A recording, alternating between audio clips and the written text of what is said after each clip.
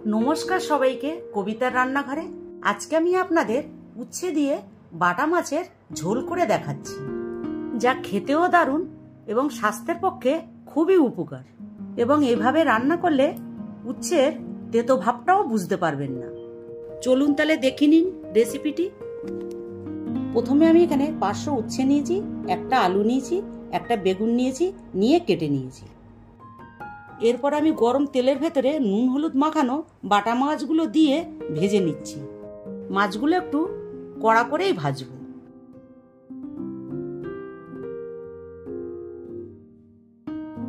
মাছগুলি ভাজা হয়ে গেছে, এরপর আমি তুলে নিচ্ছি।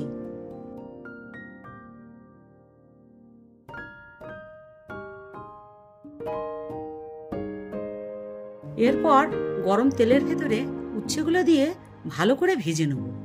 তেলের পরিমাণটা একটু বেশিই দেবেন, তাতে উচ্ছেটা ভালো ভাজা হবে।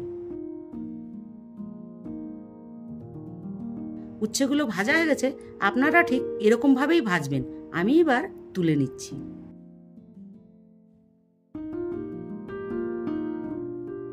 এরপর তেলের ভেতরে শুকনো লঙ্কা আর একটু রাঁধুনি দিয়ে ভেজে নেব। এটা ভাজা হয়ে গেছে, এরপর আমি আলু আর বেগুনটা কেটে রেখেছিলাম সেটা দিয়ে দিচ্ছি। সামান্য লবণ দিয়ে এটা হালকা করে ভেজে নেব।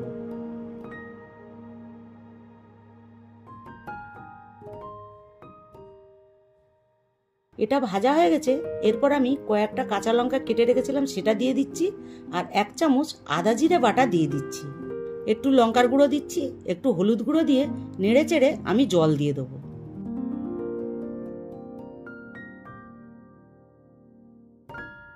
জলের পরিমাণটা এখানে একটু বেশি দিচ্ছি। হাই ফ্লেমে এটা আমার 4 মিনিটের মতন ফুটবে।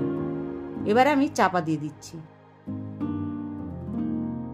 4 মিনিট হয়ে গেছে, এরপর আমি ভেজে রাখা উচ্ছেগুলোও দিয়ে দিচ্ছি আর ভেজে রাখা মাছগুলোও দিয়ে দিচ্ছি।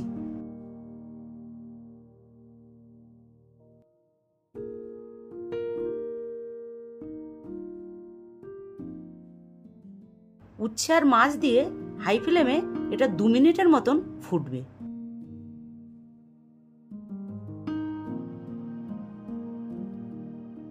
2 মিনিট হয়ে গেছে, রেসিপিটি কমপ্লিট হয়ে গেছে।